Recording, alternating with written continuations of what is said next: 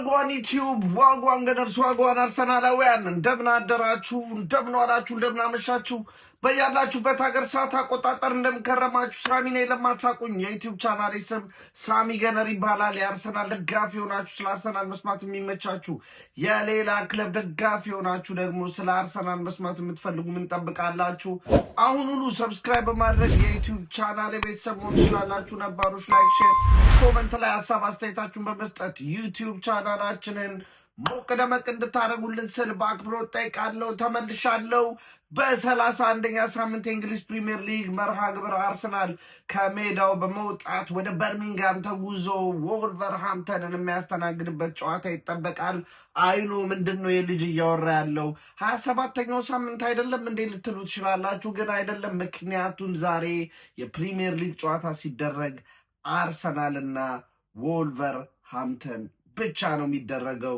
ሌላ ጨዋታ እንመለከትም። ይሄም ለምን ሆነ ያለን እንደሆነ በማርች 22 የሚደረገው የካራባኦ ካፕ የፋይናል ጨዋታ ከማንቸስተር ሲቲ ጋር የምናደርገው የተቀጠረበት ማርች 22 የነበረ መርሃ ግብር ነበር ይሄ ጨዋታ። ስለዚህ በሁለቱ ክለቦች ፈቃደኝነት ማለትም በአርሰናልና በወልቨርሃምፕተን እዚህኛው ሳምንት ወይም ደግሞ የሳምንቱ አጋማሽ ላይ እንዲደረግ ተደርጓል ማለት ነው። ምክንያቱም ወልቨርሃምፕተን ምንም አይነት ጨዋታ የለበትም የአውሮፓ ኮምፒቲሽን ላይ ስለማይሳተፍ፣ እንዲሁም አርሰናል አንደኛ ሆኖ የቻምፒዮንስ ሊግን በማጠናቀቁ ከስምንተኛ እስከ 24ኛ ያሉ ቲሞች የሚያደርጉት የጥሎ ማለፍ መርሃ ግብር የሚደረግበት ጊዜ ላይ ነው። አርሰናል ምንም ጨዋታ ስለሌለው በዚህ ሰዓት ተደርጓል ማለት ነው። ስለዚህ ጨዋታ በደንብ እናወራለን። ምክንያቱም እጅግ በጣም ብዙ ጥቅም የሚሰጠን መርሃ ግብር ነው ይሄ ጨዋታ። እጅግ ለኛ ተስማሚ አድቫንቴጅ የሚያደርገን በታይትል ረኑ ወይም ደግሞ በዋንጫ ፉክክሩ ላይ በጣም ብዙ አድቫንቴጅ የሚሰጠን ጨዋታ ነው። ለምን ካለን ማንቸስተር ሲቲ በማርች 22 ላይ ማንቸስተር ሲቲዎችም የፕሪሚየር ሊግ ጨዋታ ነበራቸው። ማለትም የ31ኛ ሳምንት ፕሪሚየር ሊግ ጨዋታ፣ እሱም ከክሪስታል ፓላስ ጋር የሚያደርጉት ጨዋታ ነበር። ነገር ግን ክሪስታል ፓላስ በአውሮፓ ኮንፈረንስ ላይ ስለሚወዳደርና የዛሬ ቀን ለክሪስታል ፓላሶች የሚስማማ ስላልሆነ ገና ዲሳይድ አልተደረገም መች እንደሚጫወቱ። ስለዚህ ሲቲ ጌሚን ሃንድ ይኖራቸዋል ማለት ነው። የ31ኛ ሳምንት ላይ ስለማይጫወቱ ፕሪሚየር ሊግ መርሃ ግብር ፋይናል የካራባኦ ካፕ ስለሚደረግ ማለት ነው። ይሄ ታዲያ ለእኛ ምን ይጠቅማል ያላችሁ እንደሆነ ይሄ ነው ጥቅሙ። አሁን ከማንቸስተር ሲቲ ጋር ያለን የነጥብ ልዩነት የ4 ነጥብ ልዩነት ነው። የዛሬውን ጨዋታ ወልቨርሃምፕተንን አሸንፈን የ7 ነጥብ ዲፍረንስ ማድረግ እንችላለን። ከ4 ነጥብ 7 ነጥብ ይሻላል ኦቪየስ። ነገር ግን እሱ ብቻ አይደለም። የሳምንቱ ፍጻሜ እሁድ በሱፐር ሰንደይ ኖርዝ ለንደን ደርቢ ያለ ከቶትናም ጋር አዌ የቶትናም ስቴዲየም ተጉዘን የምናደርገው ጨዋታ ማለት ነው። ከዛ በፊት ደግሞ ማንቸስተር ሲቲ ኒውካስትልን አስተናግዶ ይጫወታል። ያን ጨዋታ ማንቸስተር ሲቲ ማሸነፍ ከቻለ ሊቪት ይህን ጨዋታ ባናደርግና ዛሬ ባይሆን ኖሮ ይሄ 31ኛ ሳምንቱ ሲቲ ያን ጨዋታ ቅዳሜ ላይ ካሸነፈ አርሰናል የኖርዝ ለንደን ደርቢን አዌ ጨዋታ ከተከታዩ በ1 ነጥብ ብቻ ርቀን የምንሄደው ጨዋታ ነበር የሚሆነው። ነገር ግን የዛሬውን ጨዋታ ካሸነፍን ኢቭን ማንቸስተር ሲቲ ቢያሸንፍም የ4 ነጥብ ልዩነት ይዘን ነው የምንሄደው። ይሄ ሳይኮሎጂካሊ ምን ያህል ሊጠቅመን እንደሚችል ለእናንተ አልነግራችሁም። ምክንያቱም ኖርዝ ለንደን ደርቢ እንደምታውቁት ነው፣ አዲስ አሰልጣኝ ነው። ዋቴቨር ኢቭን ላለመውረድ እየተጫወቱ ቢሆንም ቶትናም ሆትስፐር፣ ነገር ግን ስቲል ኳሊቲ የደርቢነት ስሜት አለው። ስለዚህ እዚህ ጨዋታ ላይ በደንብ 1 ነጥብ ይዤ ከመሄድ 4 ነጥብ ይዤ መሄድ ይሻላል። ምክንያቱም ጌም እጄ ላይ ያለ ወይ ደግሞ ያልተጫወትኩት አንድ ቀሪ ጨዋታ አለኝ ከምል ተጫውቼ የያዝኩት ነጥብ ላይ ጋረንትን መሆን ስለምፈልግ ማለት ነው። ስለዚህ የዛሬ ጨዋታ ለኛ በሚስማማ መልኩ ነው የሆነልን። እውነት ለመናገር ትልቅ አድቫንቴጅ ይሰጠናል። ምናልባትም ሲዝኑ መጨረሻ ላይ ፔፔ ጋርዲዮላ እንደ ኮምፕሌን ሊጠቅሳቸው የሚችሉም ነገር ሊሆኑ ይችላል። ግን ይሄ ብቻ አይደለም ለእኛ እድል ከኛ ጋር ወይም ደግሞ በምንፈልገው መልኩ እየሄደልን ያለ ነው። እዚህ ላይ ብቻ ሳይሆን የኤፍኤ ካፕም 5ኛ ዙር መርሃ ግብሮች ይፋ ተደርገዋል። አርሰናል ማንስፊልድ ታውን ከተባለ ቲም ጋር እንግዲህ ደርሶናል። ፑር ማንቸስተር ሲቲም አዌ አርሰናልም አዌ ነው የሚያደርገው ጨዋታውን። አዌ ወጥተው ሴንት ጄምስ ፓርክ ላይ ኒውካስትልን እንዲያስተናግዱ እንግዲህ ተፈርዶባቸዋል ማለት ነው። ታውቃላችሁ አይኖ ኢትስ ኤፍ ኤ ካፕ፣ ነገር ግን ሊስን ብራይተን፣ ማንቸስተር ሲቲ፣ ኒውካስትል ላይክ ቸልሲ፣ ማን ዩናይትድ አይነት ትላልቅ የፕሪሚየር ሊግ ቲም ከሚደርሱን ኦፍኮርስ ማንስፊልድ ታውን በጣም ፐርፌክት ነው። ተጫዋቾች ሮቴት ማድረግ እንችላለን። እንደ ዊጋኑ ጨዋታ አዲስ የጨዋታ ኤክስፐሪመንትም መሞከሪያ ይሆነናል። ምክንያቱም ሊስን የቻምፒዮንሺፕ እና የሊግ ዋን ቲም ሲሆን የኤፍኤ ካፕ እና የካራቦ ካፕ ጨዋታ ላይ እንደዚህ አይነት ቀለል ያሉ ጨዋታ እንግዲህ ሲደርሱን የምንቀብጥበትን እድልና አዲስ ነገር የመሞከሪያ ተጫዋቾች ሮቴት ማድረጊያ እድልን ስለሚሰጡን ማለት ነው። በዚህ በኩልም አድቫንቴጁ ወደኛ የዞረ ይመስላል። እንግዲህ ይሄን ሁላ አድቫንቴጅ ተጠቀምን የሚባለው ግን የዛሬን ጨዋታ ካሸነፍን ነው። ዛሬ በ31ኛው ሳምንት የእንግሊዝ ፕሪሚየር ሊግ መርሃ ግብር አርሰናል በሞሌክስ ስቴዲየም ወልቨርሃምፕተንን አስተናግዶ ይጫወታል። ሊስን ወረቀት ላይ ስታዩት እጅግ በቃ ተስማሚ ቀላል ጨዋታ ነው የሚመስለው። ያዙልኝ ነው የሚመስለው። ለምን መሰላችሁ? የወልቨርሃምፕተንና የአርሰናልን ቁጥራዊ መረጃ ከተመለከትን ጭራሽ አይገናኙም፣ ከረንትሊ ባለው መልኩ ማለት ነው። ይህም ወልቨርሃምፕተን በ9 ነጥብ ብቻ ከ26 የፕሪሚየር ሊግ ጨዋታ አንድ ጨዋታ ብቻ አሸንፈው 6 ጨዋታዎችን በአቻ ነጥብ በአቻ ውጤት አጠናቀው 9 ነጥብ 20ኛ ደረጃ ላይ ይገኛሉ። አርሰናል በሌላ በኩል በ57 ነጥብ 1ኛ ደረጃ ላይ ይገኛል። ወልቨርሃምፕተን 32 የግብ ዕዳ ይዞ 20ኛ ደረጃ ላይ ሲቀመጥ፣ አርሰናል ደግሞ 32 ንጹህ ጎሎችን ይዞ 1ኛ ደረጃ ላይ የተቀመጠ ቲም ነው ማለት ነው። ወልቨርሃምፕተን በሜዳቸው ካደረጉት 13 ጨዋታ 10ሩን ጨዋታ ተሸንፏል ማለት ነው። እጅግ በጣም ደካማ ቁጥር ነው ያላቸው። አርሰናል በተቃራኒው ጥሩ የሚባል የሆም ሪከርድ ነው ያለን። 1 ጨዋታ ብቻ ነው በሜዳችን የተሸነፍ ነው ማለት ነው። እሱም በማንቸስተር ዩናይትድ 3-2 የሆነ ውጤት የተጠናቀቀው ጨዋታ ነበረ። የእርስ በርስ ግንኙነታቸውን ከማየታችን በፊት ላስት የተጫወቱትን 5 ጨዋታም ተመልሰን የተመለከትን እንደሆነ አርሰናል ካለፉት 5 ጨዋታ 4 ጨዋታን አሸንፎ 1 ጨዋታ ብቻ በአቻ የተለያየበት ጥሩ የውጤት ጉዞ ላይ ይገኛል። ወልቨርሃምፕተን በተቃራኒው ካደረጋቸው 5 ጨዋታዎች 3ቱን ተሸንፎ 1 አቻ ወጥቶ 1 ማሸነፍ ችሏል ማለት ነው። ያሸነፉትም በኤፍኤ ካፕ 4ኛ ዙር ግሪምስቢ ታውንን ነው። የእርስ በርስ ግንኙነታቸውን የተመለከትን እንደሆነ 110 ጊዜ ተገናኝተዋል እርስ በርስ። ወልቨርሃምፕተን 28 ጊዜ ማሸነፍ ሲችሉ አርሰናል 55 ጊዜ ማሸነፍ ችለዋል። ጨዋታውን 27 ጊዜ ደግሞ ባቻ የተጠናቀቀ መርሃ ግብር ነበረ። 50% ኦልሞስት አርሰናል የማሸነፍ ሪከርድ አለው ማለት ነው። ምክንያቱም የጨዋታውን 50% አርሰናል ስላሸነፈ ማለት ነው። እዚህ ጨዋታ ላይ ሌላ ምን ሊኖር ይችላል ካላችሁኝ፣ የታክቲካል ዌውን ከተመለከተው ምናልባትም የባለፈው የዊጋን ጨዋታ ላይ የታክቲካል ሺፍት ነገር ተመልክተን ነበር። የተጫዋች በተለምዶ ከለመድነው ቦታ ላይ ሌላ ቦታ ላይ ሲጫወት የተመለከትነው ተጫዋች አለ። ቡካዮ ሳካ ነው። እሱም ከመስመር አጥቂነት ወደ መሀል ተጫዋችነት ወደ ፕሌይ ሜከርነት 8 ቁጥር ወይም 10 ቁጥር ቦታ ላይ የገባ ሲጫወት ተመልክተነዋል። በካላፊዮሪ ሲያማሙቅ ከተጎዳ በኋላ ማለት ነው።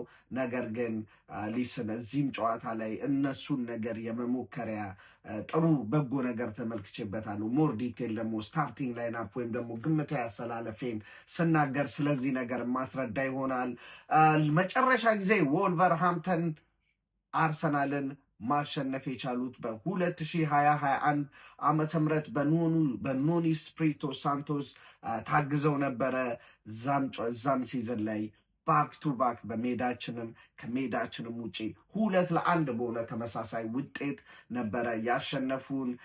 የሜዳቸው ላይ ወይ የሞሊክሱ ጨዋታ ላይ 2 ተጫዋቾችን በቀይ ካርድ ያጣንባቸው አጋጣሚ ነበረ። በርናንድ ሌኖ አሁን የፉልሃሙ ግብ ጠባቂ በወቅቱ የአርሰናል ግብ ጠባቂ ነበረውና ዴቪድ ሉዊዝ በቀይ ካርድ ያጣናቸው ተጫዋቾች ናቸው። ነገር ግን ከዛ በኋላ 9 የፕሪሚየር ሊግ መርሃ ግብሮችን ማድረግ ችለናል። ከ9ኙንም በማሸነፍ 100% የማሸነፍ ንጻሬ ይዘን ነው ወደዚህ ጨዋታ የምንመጣው ማለት ነው። ሊስን አሁን ቁጥራዊ መረጃዎችን ስንመለከት ይሄ ጨዋታ ቀላል ሊመስል ይችላል፣ ግን የባለፈው የመጀመሪያ ዙር መርሃ ግብር በኤምሬትስ የተደረገው ኔቨር ከማረሳቸው የፕሪሚየር ሊግ ጨዋታዎች አንዱ ነው። ምክንያቱም ይህን ጨዋታ ከጓደኛዬ ጋር ለማየት ስንቀጣጠር መጀመሪያ በስልክ አውርተን ነበረ። እዚህ ጨዋታ ላይ የተጫዋቾች ሮቴሽን እንደምፈልግ በጣም ብዙ የተጫዋቾች ሮቴት አድርገን ኮንፊደንት በሆነ መልኩ ይህን ጨዋታ እናሸንፋለን ብዬ አስቤ ነበር። ምክንያቱም ከዛ ሳምንት አስቀድሞ ማንቸስተር ዩናይትድ በሜዳቸው 4-1 አሸንፏቸዋል። እንዲሁም ምንም ጨዋታን ማሸነፍ አልቻሉም ነበር እስከዛ ጨዋታ ድረስ። በጣም ደካማ ወልቨርሃምተን ነበረ። ነገር ግን ኤምሬትስ ስቴዲየም ላይ ጨዋታው ሲጀምር ወልቨርሃምተን የተለየ ወልቨርሃምተን ሆኖን የመጣው በትልቅ የመከላከል ዲሲፕሊን ኦርጋናይዝድ ሆነው ችግሮች ፈጥረውብን ነበረ። ጨዋታውንም ማሸነፍ የቻልነው 2-1 በሆነ ጠባብ ውጤት ነው። ሊያውም ጠንካራ ስኳዳችንን ይዘን ገብተን ማለት ነው። ሁለቱንም ግቦች ኦንጎል አስቆጠረውልን ማሸነፍ ነው የቻልነው። ታስታውሳላችሁ። ስፔሻሊ የሁለተኛ የማሸነፊያ ጎሏን ለማግኘት 90+ ደቂቃዎችን መጠበቅ ነበረብን። በ84ኛው ደቂቃ ሳይታሰብ ያቻነት ግብ አስቆጠረው። ደንግጠን ነበር። ምናልባትም ያ ጨዋታ ላይ አርሰናል የአሸናፊነት ሜንታሊቲውን ያሳየበት እዛ ጨዋታ ላይ በእንደዛ አይነት መልኩ ነጥብ ጥለን ቢሆን ኖሮ እጅግ በጣም አስከፊ ይሆን ነበረ። በዜና ማውታሮች እንዲሁም ኖርማሊ አሴፋንም ስታዩት በጣም ደካማ የሚባለው ወልቨርሃምተን ኤምሬትስ ስቴዲየም ላይ መጥቶ እንደዚህ 1 ነጥብ ይዞ ቢሄድ ኖሮ በጣም አስከፊ ነበር የሚሆነው። ኤኒዌይስ መናቅ የለብንም። ነገር ግን ቅድም እንደነገርኳችሁ በጣም ትልቅ ጥቅም ያለው ጨዋታ ነው እና ይህን ጨዋታ ማበላሸት የለብንም። ሶሊድ በሆነ መልኩ ዊጋን ላይ ያደረግነው የባለፈው አይነት ሶሊድ ውጤት እዚህም ላይ መመልከት ፈልጋለሁ።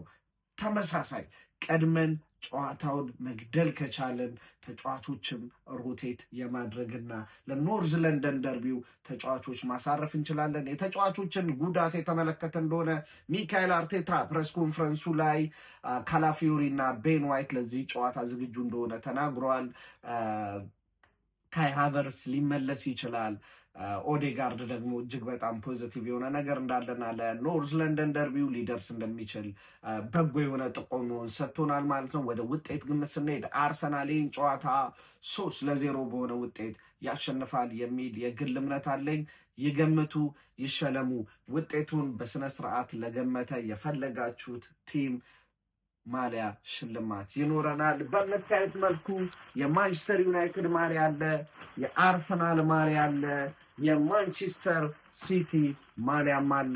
ኤኒ ቲም የምትደግፉትን ማሊያ ኤግዛክት ስኮር ከገመታችሁና ቪዲዮ 100 ላይክ በላይና ከጠለለል አድርገው ከ2000 ቪው በላይ ከታየ እንግዲህ የማሊያ ሽልማታችሁን ታገኛላችሁ ማለት ነው። አሁንም ይገምቱ ይሸለሙ። ወደ አሰላለፍ ወይም ደግሞ ግምታዊ አሰላለፍ ሳመራ የግብ ጠባቂ ቦታ ላይ ዳቪድ ራያን መልሷለው ማለት ነው። የባለፈው የኤፍኤ ካፕ መርሃ ግብር ላይ 90 ደቂቃ ብቻ ሳይሆን ከስኳድ ላይም አብሮ አልነበረም። ይልቁንም ከገርል ፍሬንዱ ከሚስቱ ጋር የክቡር መቀመጫው ላይ ቁጭ ብሎ ነበረ ከተመልካች ጋር ሲመለከት የነበረው ማለት ነው። እዚህ ጨዋታ ላይ ከጥሩ እረፍት በኋላ ማስገባ ይሆናል ማለት ነው። የቀኝ የመከላከል ፉልባክ ቦታ ላይ ዩሊያን ቲምበርን አደርጋለሁ። ሊስን በጣም የእብድ ሀሳብ ሊመስል ይችላል።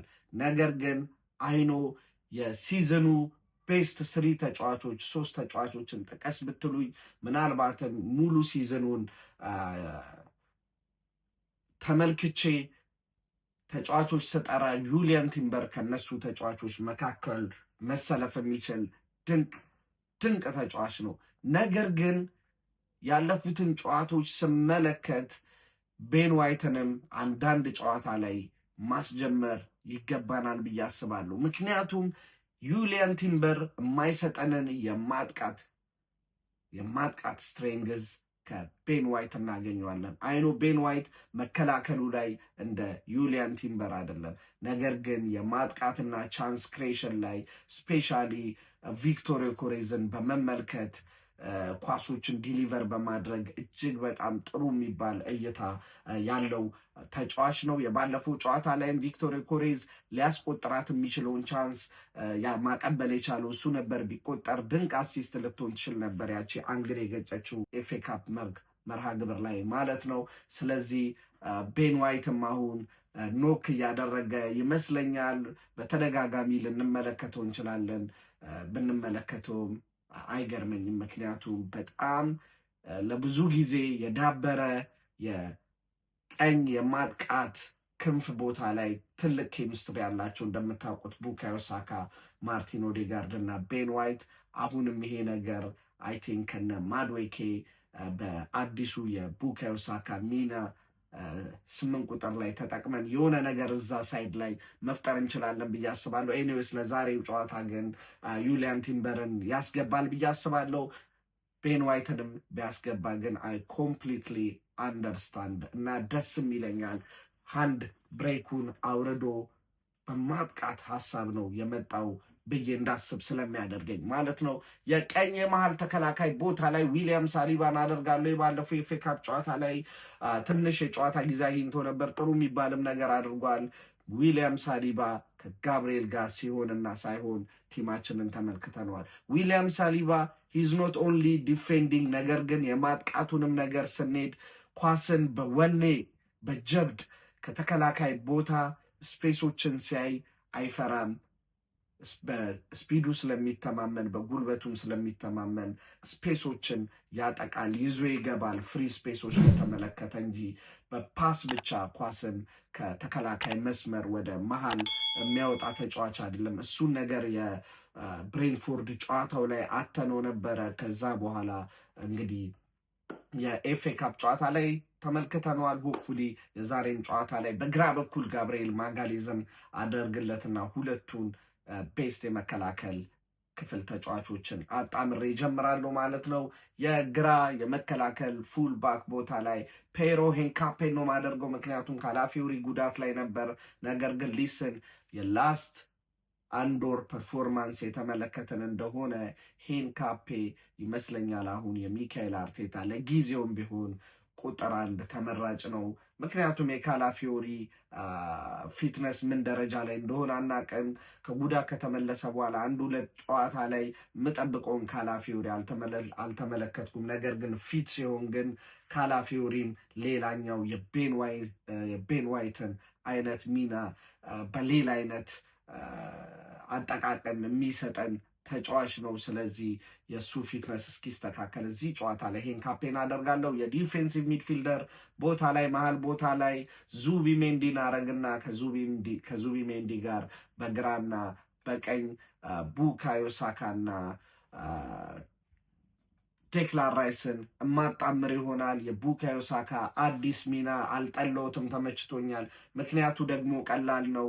በቀኝ የማጥቃት ክንፍ ቦታ ላይ ኖርማሊ ቡካዮ ሳካ በሚጫወተው ቦታ ላይ ኖኒ ማድዌኬን ማሰልፍ ስለሆነ ማለት ነው። ኖኒ ማድዌኬ ከወልቨርሃምተን ጋር ጥሩ የሚባል ቁጥር አለው። 4 ግብ አስቆጥሮባቸዋል። 3 ግቦችን ሃትሪክ መስራት ችሎ ነበር ከቸልሲ ጋር እያለ ወልቨርሃምተንን በገጠሙበት ጊዜ ማለት ነው። ከአርሰናል ጋርም አሁን ሁለት ጨዋታዎችን ተከታታይ የዊጋኑም ጨዋታ ላይ የብሬንትፎርዱም ጨዋታ ላይ ግቦችን እና ጥሩ ፊኒሽንግ ኳሊቲዎችን ተመልክቻለሁ። ስለዚህ ይሄ የማግባት ሪከርዱን እንዲቀጥል እዚህም ጨዋታ ላይ በቀኝ የማጥቃት ክንፍ በኩል ላይ አሰልፏለሁ። ከቡካዮ ሳካ ጋር የቀኝ መሀል ቦታው ላይ ሺፍት እያደረጉ የተቀያየሩ እንግዲህ ያለመገመት ስሜትን ይሰጡናል። እሱ ብቻ አይደለም ነግሬያቸዋለሁ።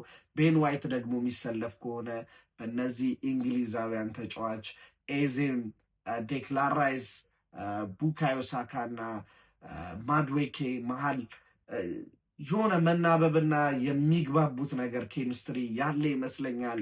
ሲጫወቱ ስመለከታቸው በደንብ ነው የሚግባቡት። ፍሬንድ ይመስላሉ፣ ያወራሉ። ስለዚህ ይህን ጓደኝነት ይህን ቀረቤታ ወደ ጥሩ የውጤት ምንጭነት መቀየር እንችላለን የሚል የግል እምነት ስላለኝ ማለት ነው። ስለዚህ እንደዚህ የነዚህ እንግሊዛውያን ጥምረት ኢፌክቲቭ ያደርገናል ካልን ለምንድን ነው በግራ ክንፍ ቦታ ላይ ኤብሪቼ ኤዜን የማንሞክረው? ስለዚህ የማጥቃት ስትሪንግዛችንን እና ከሚድፊልደር ጀምሮ የሚኖረንን የተጫዋቾች ቅንጅት ስፔሻሊ ክሊክ ካደረገ አስቡት። ኤዜ በክንፍ ቦታ አለ።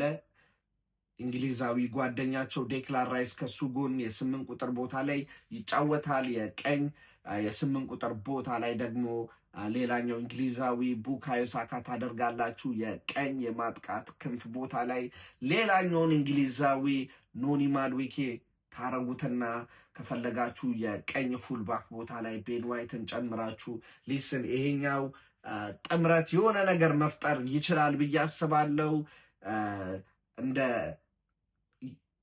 እንደ ቀረቤታቸው የሆነች ነገር እዚሽ ነገር ላይ መፍጠር እንችላለን የሚል የግል እምነት አለኝ። አይ ዶንት ኖ እናንተም እንደኔ የሚሰማችሁ ከሆነ ኤኒዌይስ ኮመንት ሴክሽን ላይ ማሳወቅ ትችላላችሁ። የፊት ስትራይከር ቦታ ላይ 9 ቁጥር ቦታ ላይ ቪክቶር ዮኬሬዝን አደርጋለሁ ማለት ነው። ይሄን ይመስላል የኔ ስታርቲንግ ላይን አፕ የጨዋታ ፕሪቪው እንዲሁም የውጤት ግምት የእናንተ። አሁንም ፊል ፍሪ ኮመንት ሴክሽን ላይ ማሳወቅ ትችላላችሁ። ለዛሬ የነበረን ርዕሴን ይመስላል። ከጨዋታ በኋላ በማች ሪያክሽን ቪዲዮ እስከምንመለስ አሞት ፒስ ካሞን ዩ ገነርስ